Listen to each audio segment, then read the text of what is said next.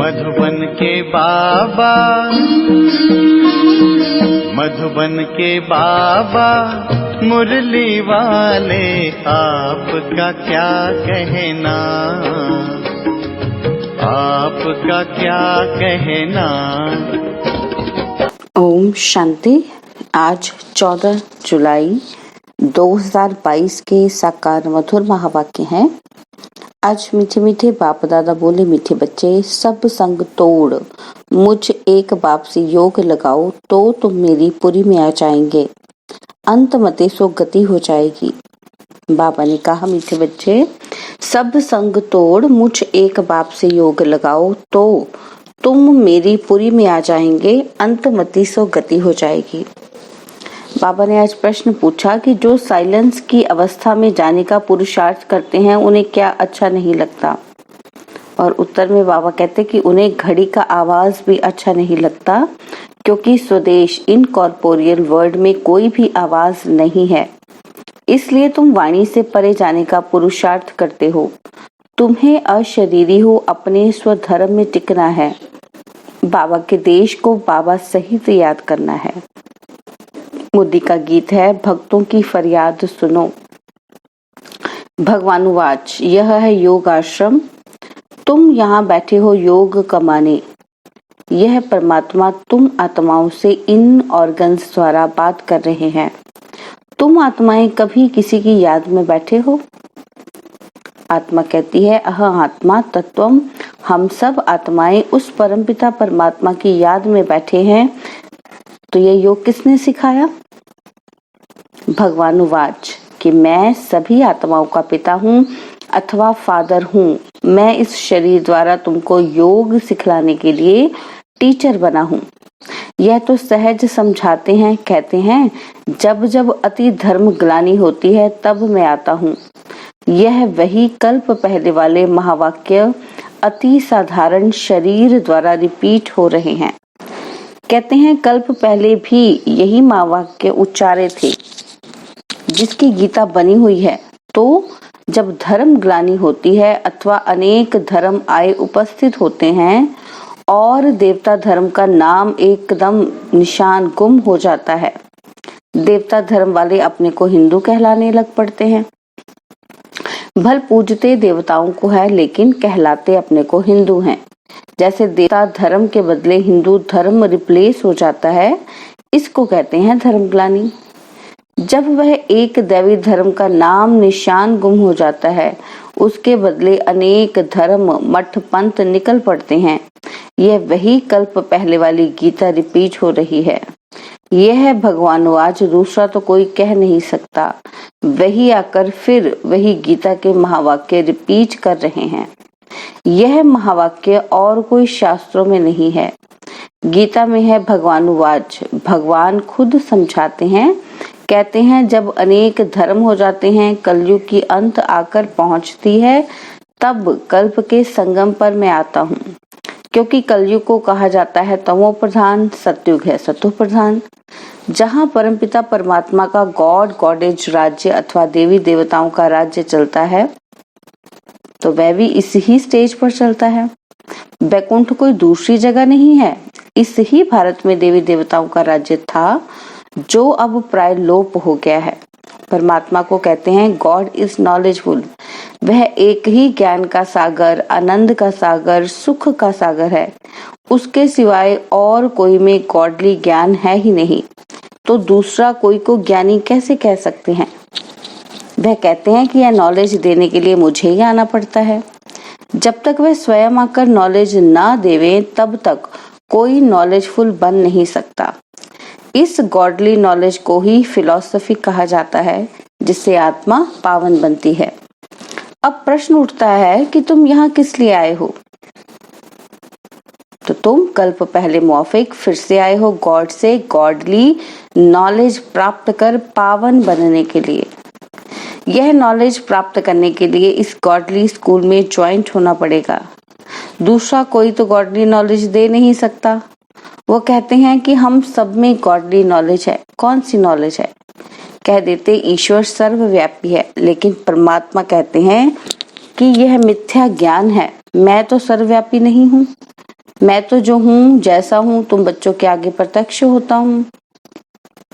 जब तक मैं अपना ज्ञान स्वयं आकर न सुनाऊं, तब तक मुझे कोई जान ही नहीं सकता और न कोई मेरे पास पहुंच सकता। इसलिए मुझे आना पड़ता है और मैं आता हूँ कल्प के संगम पर, बस।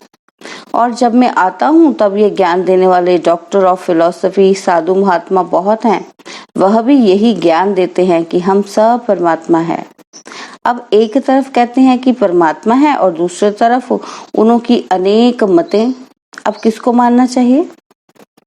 उन्हों को गॉड ने तो मत नहीं दी ना। एक तरफ है गॉड की मत, दूसरी तरफ इनकी अनेक मतें।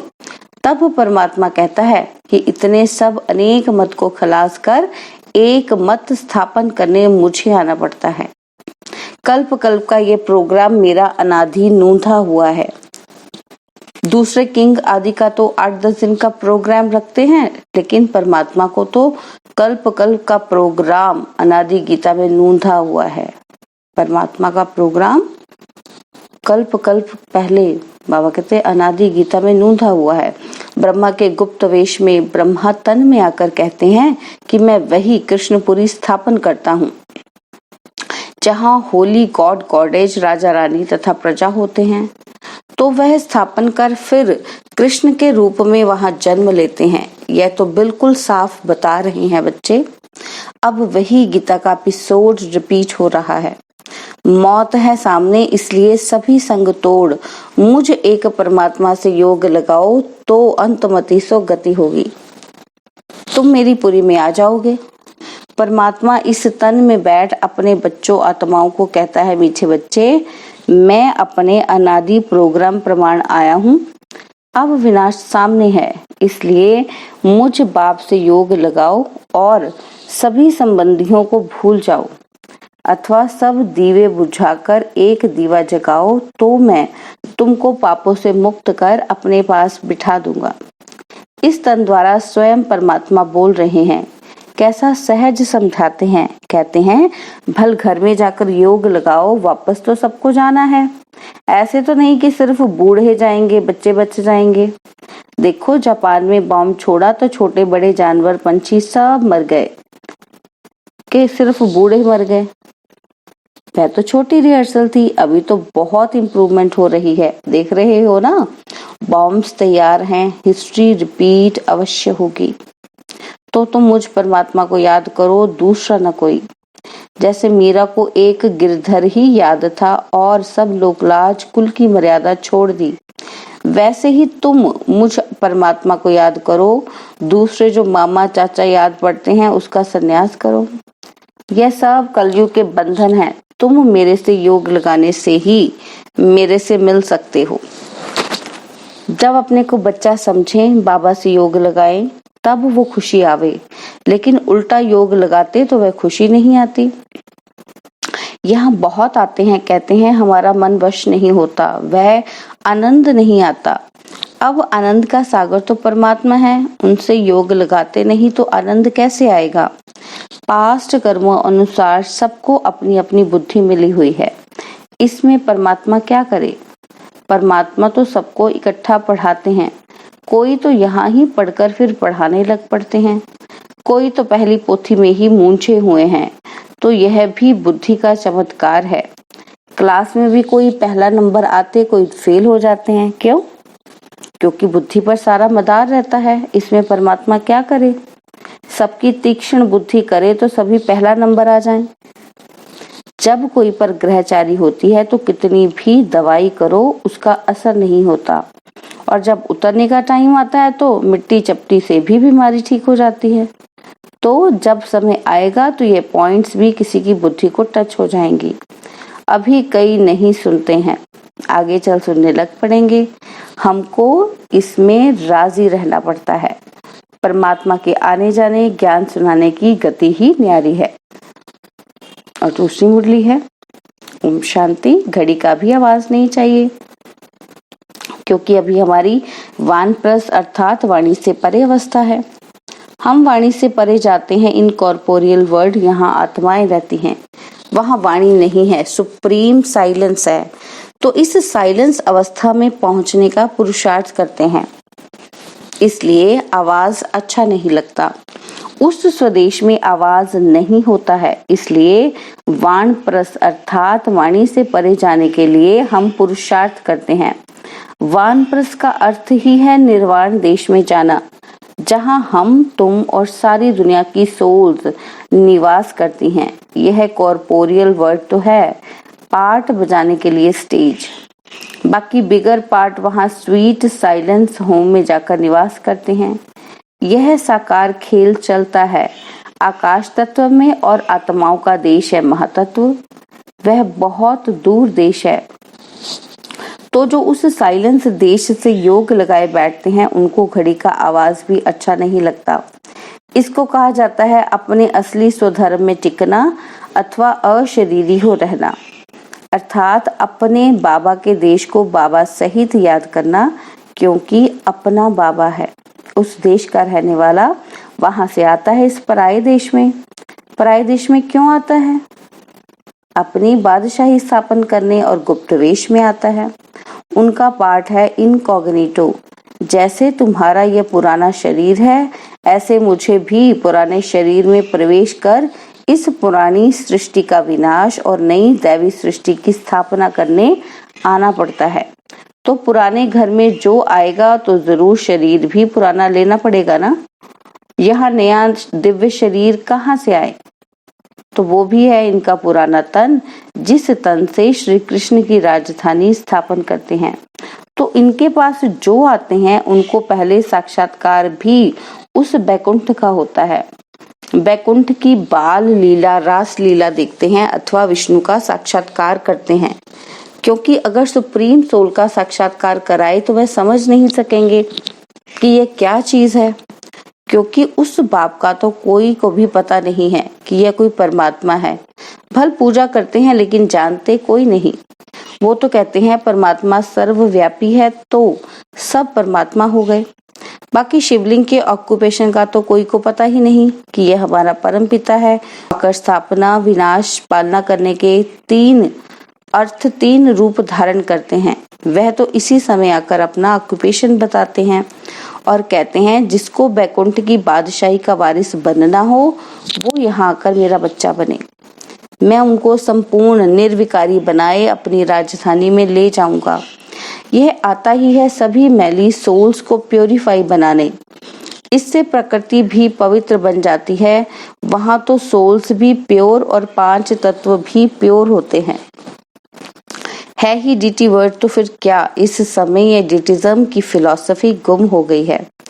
कोई को पता ही नहीं कि डीटी वर्ड भी यहाँ थी। वो समझते हैं कि ऊपर आकाश में कहाँ देवताएं रहते हैं, लेकिन उनके चित्र यहाँ है, हिस्ट्री यहाँ है, तो जरूर यहाँ होकर गए हैं। ये दुनिया तो सदा चलती रहती है। प्रलय तो कब होती नहीं है। जब विनाश हो जाता है तो सभी सोल्स चली जाती हैं। बाकी दैवी धर्म यहाँ स्थापन हो जाता है। जैसे अनाज होता है तो सब नहीं खाया जाता है, बहुत खाया जाता है, थोड़ा बहुत बचाया जाता है बोने के लिए, नहीं तो बीज कहाँ से आवे। अगर प्रलय हो जाए तो अनाज भी खलास हो जावे, फिर बोने के लिए अनाज कहाँ से आवे जो दूसरा निकले। तो अनाज भी जैसे अनादि है ही, तो मनुष्य भी है ही। तो परमात्मा जैसे कुछ बीज बचाए बाकी सबको ले जाते हैं, जिससे फिर सृष्टि की वृद्धि होती है। बाप कहते हैं कि मैं भी अनेक धर्म विनाश कर एक धर्म स्थापन करता हूँ। ऐसे तो कहते नहीं कि मैं प्रलय कर देता हूँ। ये सबका अंतिम जन्म है, फिर मृत्युलोक में कोई का जन्म नहीं होगा, सब चले जाएंगे। उसमें थोड़े बीज बच जाते हैं, जिससे धीरे धीरे बढ़कर त्रेता के अंत तक 33 करोड़ देवी देवताएं होते हैं। फिर दूसरे धर्म नंबरवार आते जाते हैं, उनमें भी ऐसे ही धीरे धीरे वृद्धि होती जाती है। यह ड्रामा का राज भी तुमको ऑलमाइटी बाबा ही आकर बताते हैं, इसलिए इसको कहा जाता है गॉडली नॉलेज। दूसरा कहीं भी ये नॉलेज तुमको नहीं मिलेगी। भल कितना भी घूमो, किसको ये नॉलेज का पता ही नहीं है। वो बस इसी समय ही तुमको यहाँ मिल सकती है।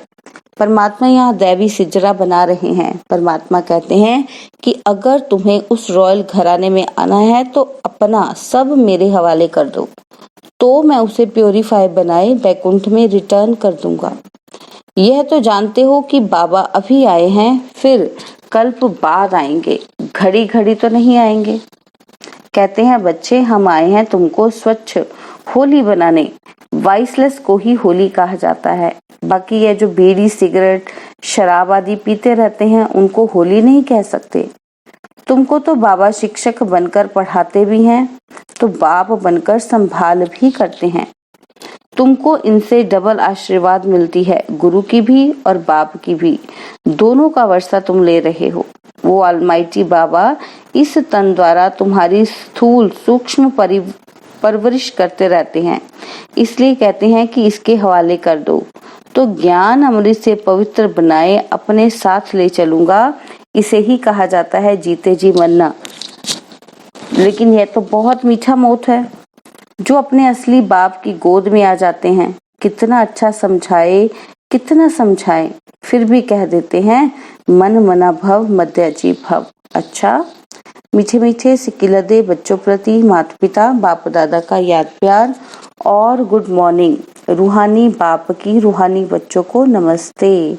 हम रूहानी बच्चों की रूहानी बाप दादाजी को दिलवा जान सिकवा प्रेम से नमस्ते।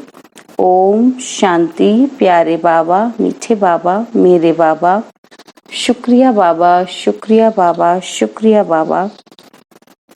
धारणा के लिए मुख्य सार है। पहला पॉइंट है, अपने असली स्वधर्म में टिक अशरीरी बन बाबा के देश को बाबा सहित याद करना है, साइलेंस में रहना है।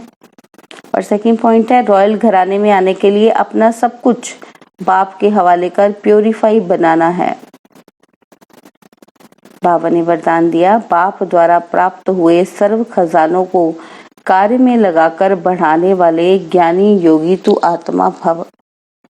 बाप द्वारा प्राप्त हुए सर्व खजानों को कार्य में लगाकर बढ़ाने वाले ज्ञानी योगी तू आत्मा भव। बाप दादा ने बच्चों को सर्व खजानों से संपन्न बनाया है, लेकिन जो समय पर हर खजाने को काम में लगाते हैं उनका खजाना सदा बढ़ता जाता है।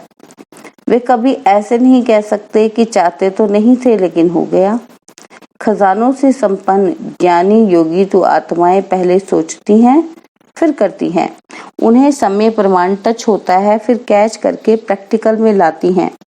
एक सेकंड भी करने के बाद सोचा तो ज्ञानी तो आत्मा नहीं कहेंगे। स्लोगन है, स्वभाव और विचारों में अंतर होते हुए भी स्नेह में अंतर नहीं होना चाहिए। स्वभाव और विचारों में अंतर होते हुए भी स्नेह में अंतर नहीं होना चाहिए। ओम शांति। और अब यह एक बहुत अच्छी वीडियो भी जरूर देखें।